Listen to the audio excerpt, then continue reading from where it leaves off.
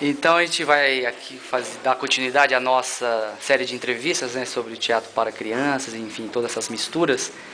E só deixando também claro aqui para o público que é mais uma entrevista que a gente está fazendo dentro do quadro do Festival de Teatro para Crianças aqui de Salto.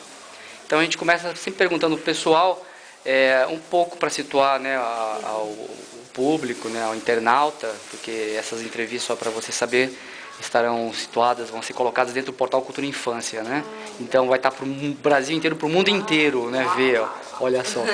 E situar um pouco quando começou, né, a companhia Nós de Teatro, o núcleo, quem que era, enfim, dar um pouco esse histórico.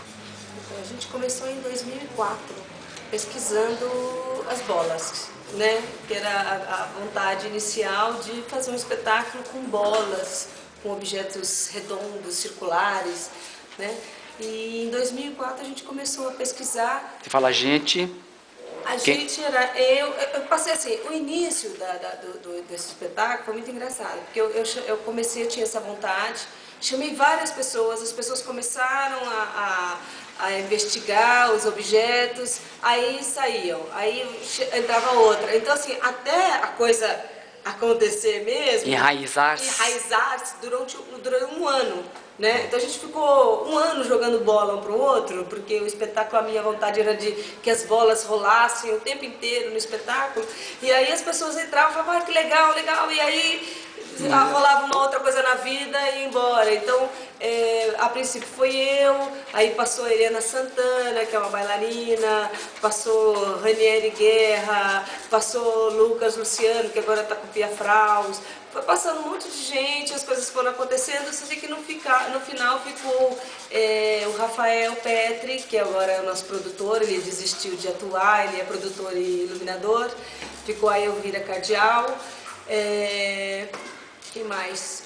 Chile Boldby, que também já saiu, virou produtora. Luzimara Azevedo. Estou lembrando os nomes. E nesse momento que começa a existir o nome... E o William Schmidl, que é um palhaço que chama, ele tem o nome como palhaço Mingau. Foram essas pessoas. Eu e essas pessoas. Bruna Amado, também, uma outra garota que era desse primeiro núcleo, que a gente estreou Horas Bolas. Aí a gente estreou Horas Bolas em 2005. Então foi exatamente um ano. A gente começou em 2004, em julho de 2005 estreamos no Horas Bolas. E aí assim, a gente considera que a companhia iniciou na estreia do Horas Bolas, que foi dia 23 de julho de 2005. Já fez até a carta astrológica. Com certeza. E aí, então, mas já com esse nome, Nós de Teatro. Companhia Nós de Teatro, Dança e Animação. Já com esse nome. E me fala um pouquinho, assim, o antecedente também, para dar antes desse 2004, né, a sua trajetória um pouquinho, né, em relação a questão do movimento, né, da animação. Eu sou formada com dança, né? A minha formação é com balé clássico e cursos de teatros, né, paralelos à dança. E em 2000 não, foi bem antes. Em 1988 eu fui convidada para integrar o grupo XPTO, né? Porque o grupo XPTO ele tinha essa característica, que era pessoas que lidassem com dança, pessoas de música, pessoas de artes, cantores, multidisciplinar, né? Multidisciplinar. E eu entrei com essa parte da dança, né? Com essa linguagem da dança. Eu tinha também o teatro.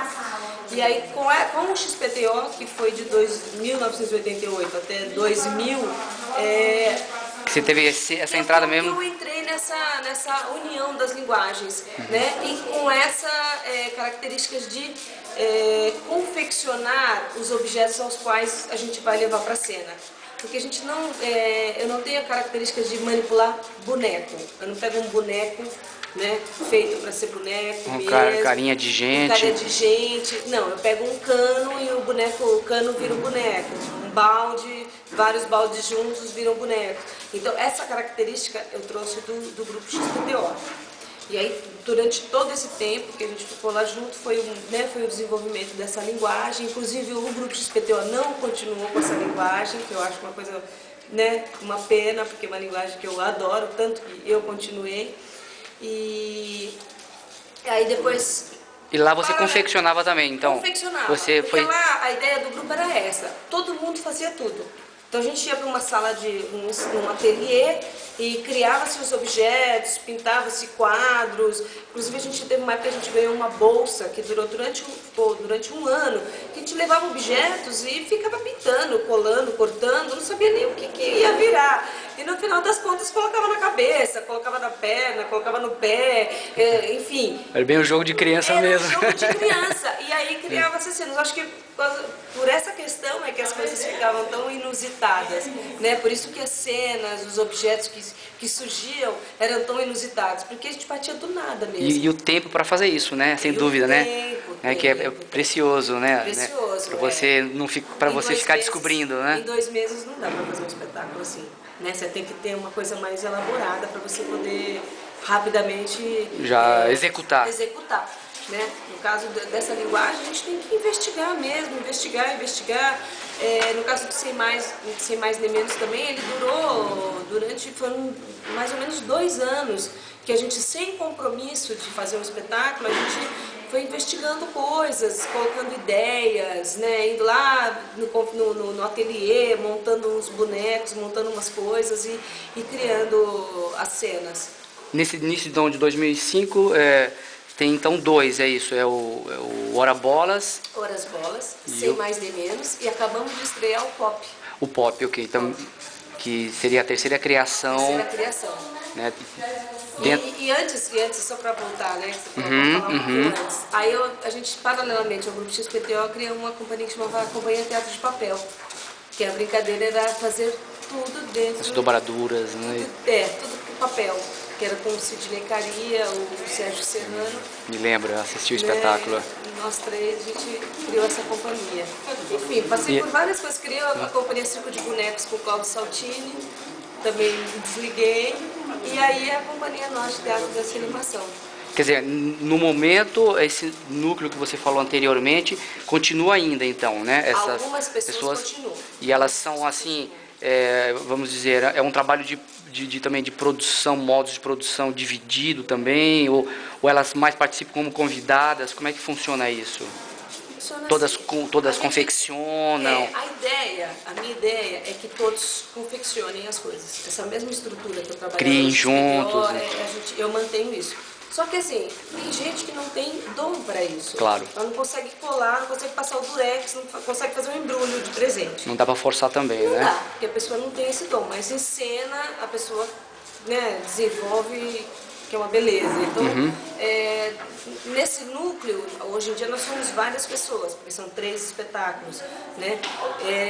Tem pessoas de todos os tipos. O Rafael, por exemplo, ele atuava. Hoje em dia ele está na iluminação, ele estudou, ele foi mais para essa área, ele não está mais em cena, né?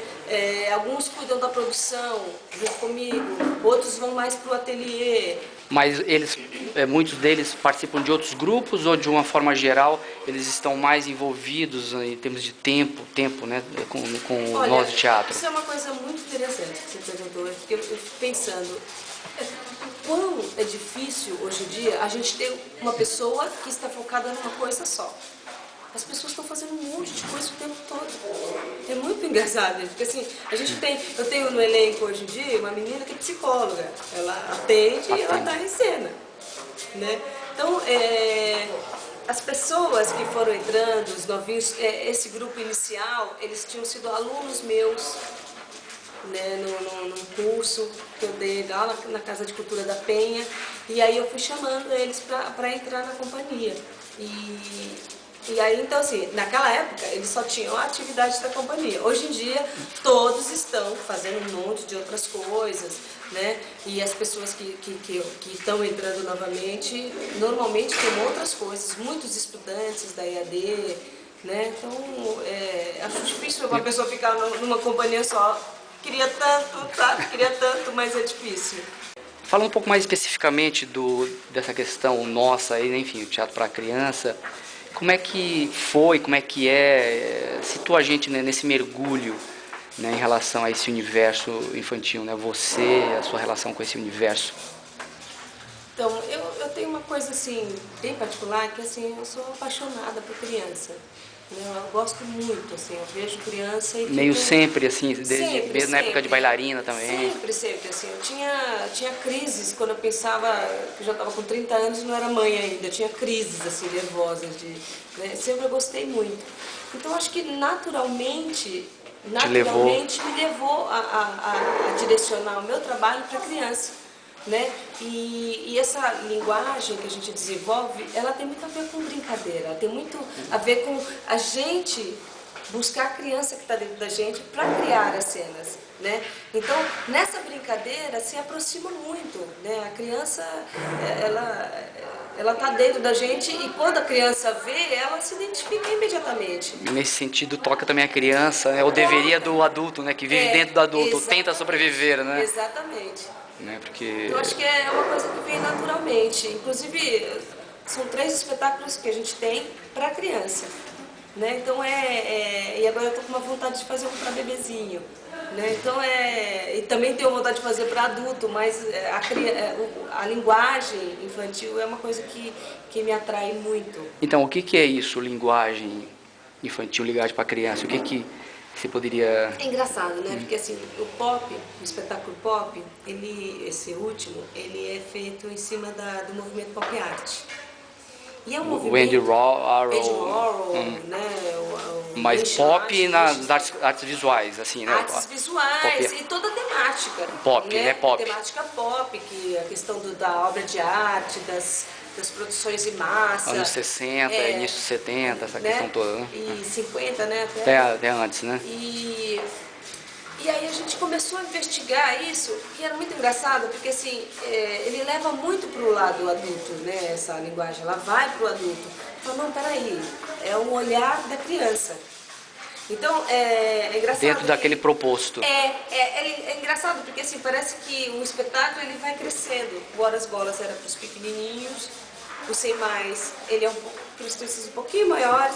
E o pop ele está indo lá quase pro adolescente.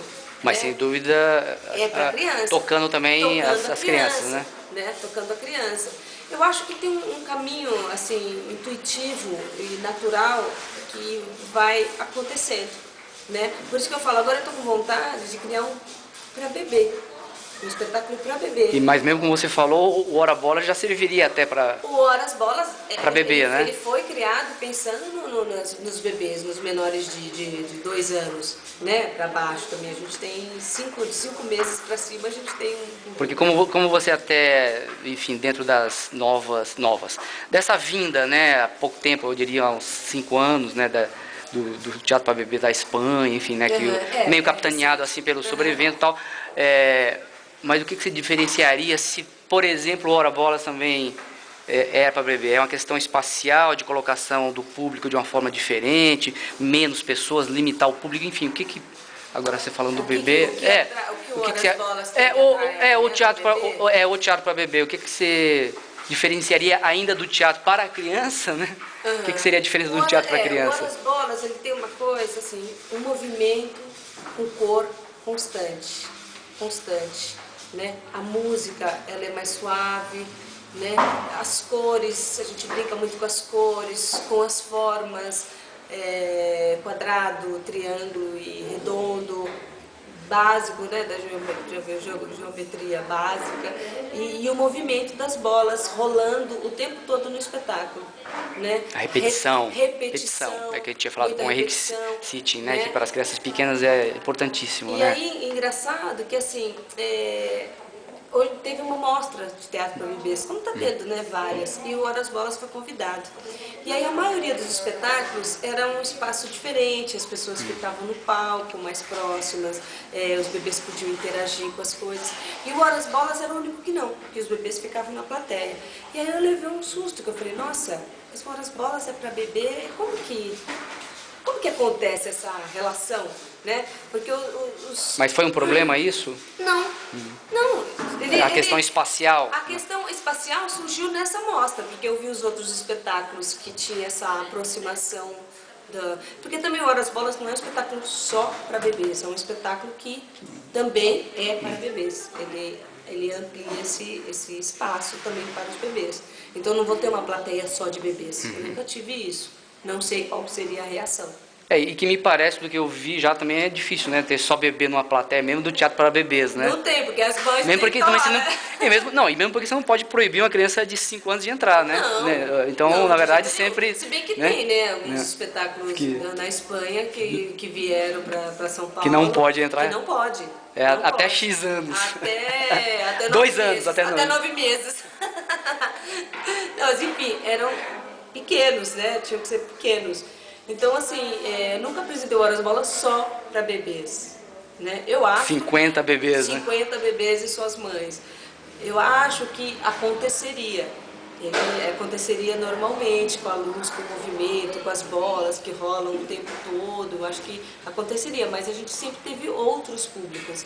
E uma coisa interessante, assim, que a gente sempre tem o público, a gente sempre tem os públicos, os pais sempre vão, claro, né? E eles sempre gostam. Claro. Então, assim, tem essa relação. Às vezes a gente sente o pai mais animado do que os filhos, né? Em alguns casos, assim, os pais estão ali super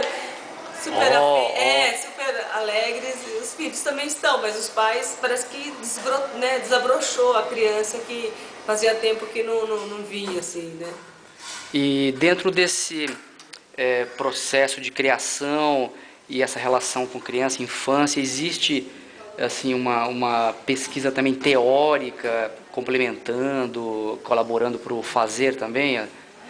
Então, a gente tem uma coisa mais direcionada para cada tema, né? A gente vai fazer o pop art, por exemplo, a gente vai mais por essa linha, né? Não que a gente tenha um trabalho constante de estudo nessa linha. Gostaria, acho que no futuro seria uma coisa interessante para a gente ter. Complementar essa questão, conhecer, né? Também teoricamente, entre aspas, a criança, né? Não só no, né? Como... A gente tem uma assessoria, né? Uma assessoria pedagógica, inclusive meu marido, o William, e ele é o pedagogo, ele é pedagogo, ele nos ajuda em várias questões. Quando a gente monta alguma cena, a gente pede para ele assistir, né? Nos ajudar na questão de olhar que a gente sabe que tem essa questão toda também dentro do Teatro para Criança das faixas, né? Que por mais que a gente tente fazer ela mais estendida possível, a gente sabe que, né? Às vezes é mais para bebê, às vezes mais para até 5 anos, às vezes mais para 9. Né? O pop, por exemplo, eu recomendo acima de 3 anos. Né? Abaixo de 3 anos, eles podem até gostar do colorido da peça, mas não vai entender, porque ele tem uma narrativa um pouco mais linear do que os outros espetáculos. Os outros espetáculos, eles não têm uma narrativa, né? Eles é mais nonsense, né? mais nonsense. O pop não. Então o pop é um pouco... E o pop também é sem texto, sem texto. Então, como é que é isso aí? Ele tem texto, ele tem texto de uma pessoa só, um apresentador de TV que tem o texto dele, e os outros atores, os outros personagens é a linguagem inventada, né? Sim, os grumelôs, né? Isso quer dizer, claro, sua trajetória de dança e tal, mas como é que é isso do texto e imagem? Então, o texto, no caso do pop, que é nosso primeiro espetáculo com palavra, não são Horas Bolas, que tem pequenas palavras do diálogo de criança, mas que nem considera como texto, né? Mas o pop, ele tem um texto, mas não é um texto que conta a história. Né? Sim, não tem uma dramaturgia no sentido personagem. Ele é um apresentador de TV. Então ele fala as coisas que acontecem na televisão, no programa dele, né? E as ações das pessoas que vão contando a história, não é o texto, né? Mas isso aconteceu, como eu falei, é muito intuitivo, assim, acho que a gente trabalha com o que a gente gosta, né? Então, eu vou fazer um espetáculo, vou falar de alguma coisa que eu gosto. Então, claro, assim, as coisas acontecem naturalmente. Então, acho que talvez num próximo espetáculo a gente coloque diálogos, né? Fala. Pergunto isso, quer dizer, para mim, obviamente, para o público, né? Para os jovens atores, né? Gente que acessa o portal, educadores, enfim, né? Mediadores. Mas, claro, que a gente sabe que uma companhia, um grupo, às vezes permanece, e que não é bem nem mal, nenhum problema, é simplesmente uma escolha de linguagem, de opção, continua dentro daquela linguagem, né? E voilá, né?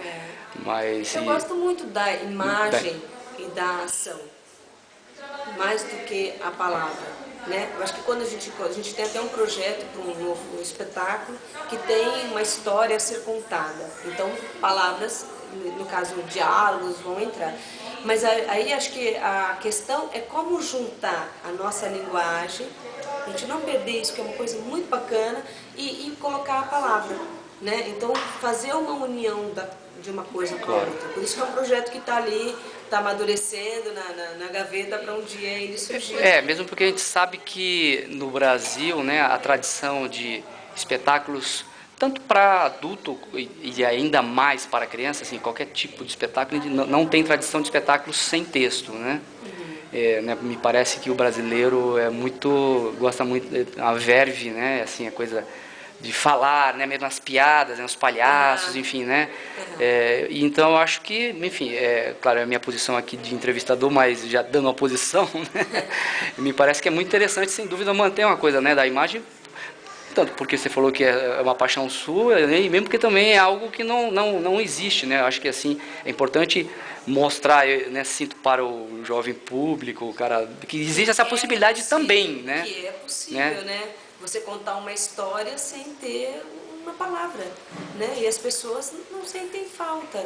Elas entendem, não ficam falando, ai, o que ele falou mesmo? Ou, sei lá, o que ele está querendo dizer? E nos espetáculos, normalmente, a gente faz uma coisa assim, eu não estou querendo dizer isso, né? Você está pensando isso, ele te deixa aberto, as coisas vão acontecendo e tem gente que fala, nossa, eu achei que era isso, mas eu vi isso. A gente tem uns bonecos que a gente chama, nós denominamos elas como as emas, e o pessoal fala, nossa, as joaninhas, são lindas as joaninhas. Então, assim, é muito legal, isso é muito bacana. Claro, essa abertura de possibilidades, né? A imaginação das pessoas, elas, né, não está falando isso aqui é isso aqui é isso. Não, isso aqui é o que você pode ver, isso aqui também é o que você pode imaginar, e aí as imaginações vão... Tem muita gente que assiste e dá depoimento e fala assim, nossa, quando começou, eu ficava me questionando, falando assim, mas o que é isso? Isso aqui, então isso é isso, isso é isso. Aí eles falam, não é para eu racionalizar nada. E aí a coisa flui, né? Flui até o fim. E tem gente também que não entende, fala, o que é isso? Claro. Então, novamente, eu acho que por essa tradição, né, de não ter, e também, como é que, aí falando dessa questão, você falou da dramaturgia, né, porque sempre dentro, né, do teatro infantil eu vejo alguns dramaturgos mais clássicos, né, dizendo que existe uma crise, né, dentro do teatro para criança porque não existem mais bons dramaturgos e bons textos dramatúrgicos, né?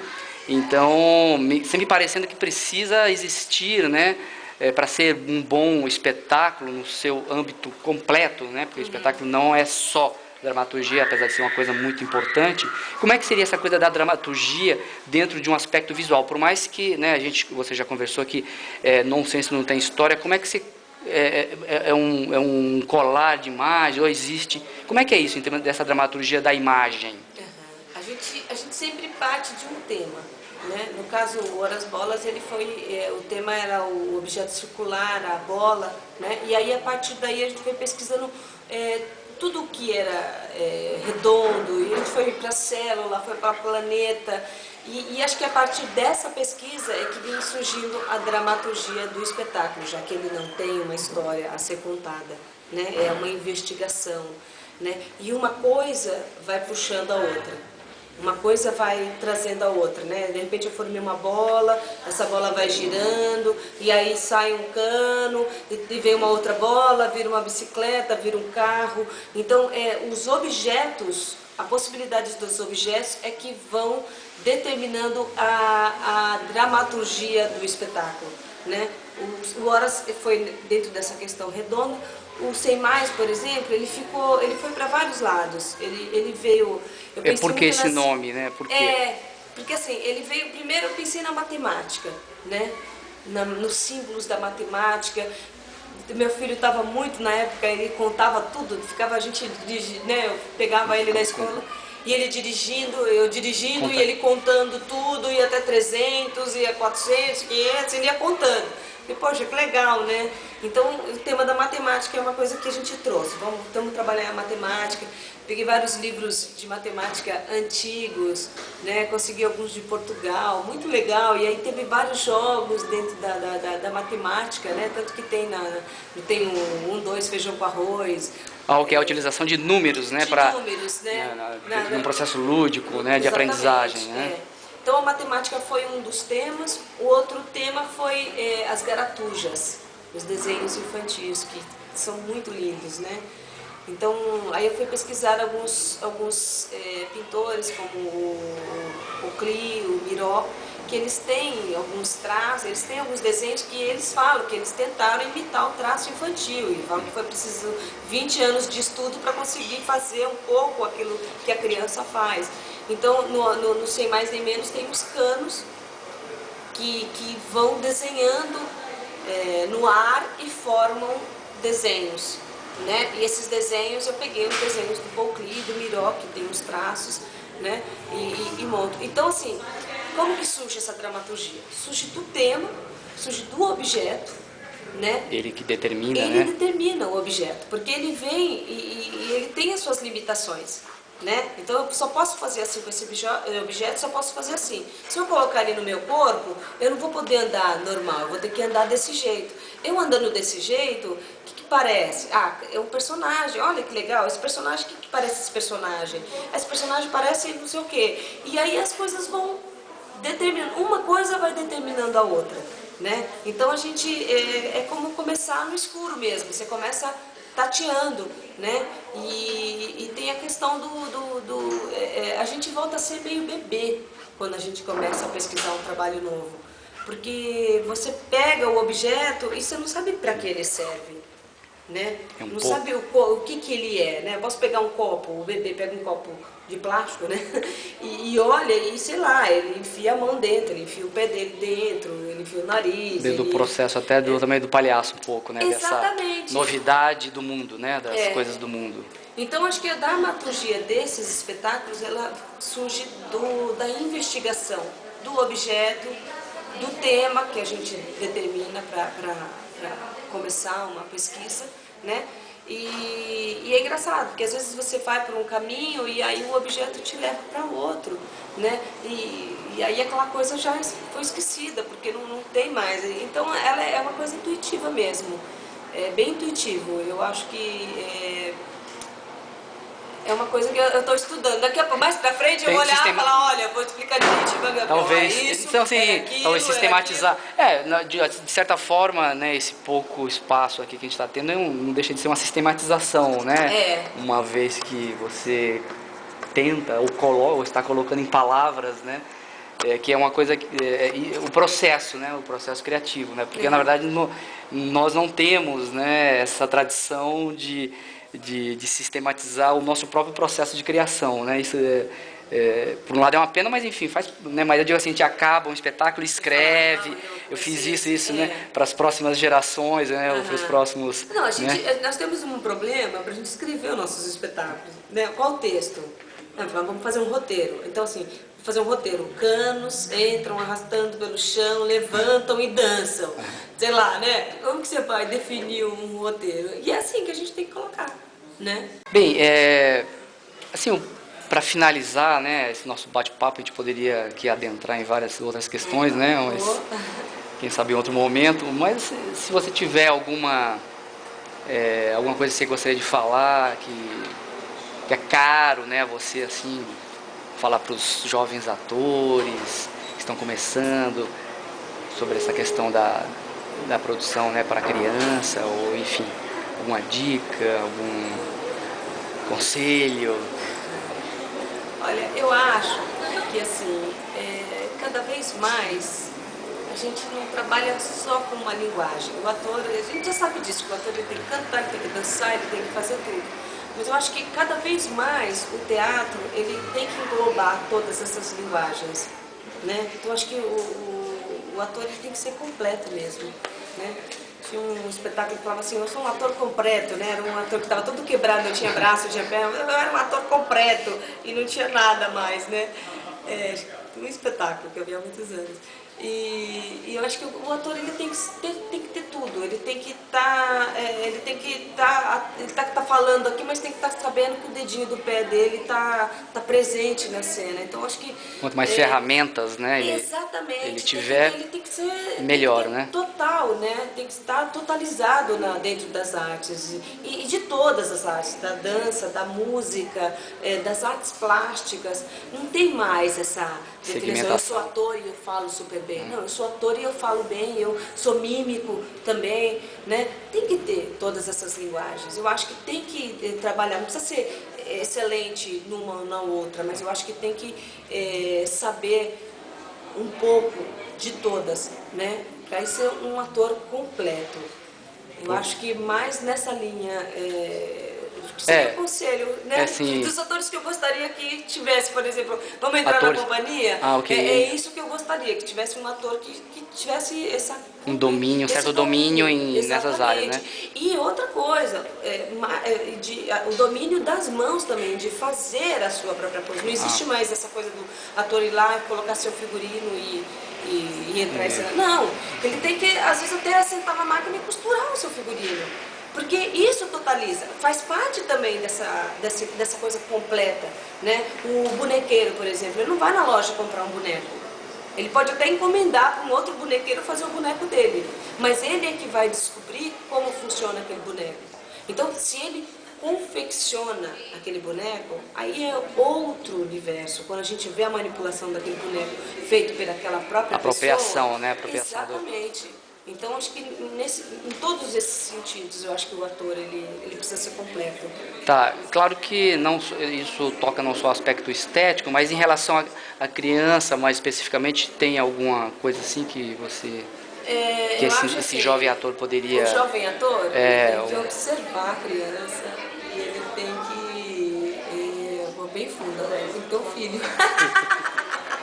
Não é? Porque, olha, meus filhos foram o start de todos os espetáculos, as ideias, coisas que acontecem nos espetáculos foram meus sobrinhos. Ou no mínimo sobrinhos, né? Se não quiser ter filho, né? Eu acho que assim, pro teatro infantil, quer fazer teatro infantil, tem que estar convivendo com crianças. Vai numa creche, o Caixa de Imagens, ele falava, nessa pergunta que eu fiz também para eles, falava assim, brinque com as crianças, né? Brinque com as crianças, conviva com as crianças, né? Tem que conviver, tem que trocar fralda, tem que dar comida, tem que implorar para eles tomarem banho, né? Aí implorar para sair do banho. É trabalho de Actors Studios, né? De mergulhar no personagem, né? Não, e a criança não tem como. Não tem como, né? Como você vai fazer um teatro para criança se você não tem nem um mínimo de aproximação? E a criança é muito viva, se ela olha o espetáculo e não gosta, ela é muito... Então, assim, a gente tem que trazer isso. E para a gente trazer isso, a criança que tem dentro da gente, para a gente buscar ela, a gente tem que estar próximo deles, né? Tem que estar próximo. Então, acho que brinquem e convivam com crianças, para fazer teatro para criança, não tem outro jeito, não tem outro caminho. Legal, Ney, legal que a gente vai, né, meio complementando e nas respostas, né, de certas perguntas, apesar das entrevistas serem dinâmicas, existem algumas perguntas que são feitas que, né, as mesmas perguntas para ver qual, né, o pensamento de cada pessoa, grupo, e aí a gente vê todo um encadeamento que é muito interessante, né, depois mais para frente você vai ter a oportunidade de ver, né, as entrevistas, né. Então, esse mapa, esse mosaico é bem interessante. Bom, a gente gostaria de agradecer, então, aí esse momento aí cedido aí pra gente, pros internautas, enfim, né, a pessoa que vai poder, eu acho que aproveitar muito aí de tudo aí que você falou. Bom, muito obrigado. A gente que agradece, eu que agradeço, a companhia agradece e nós todos do Teatro Infantil agradecemos por ter esse espaço. Legal.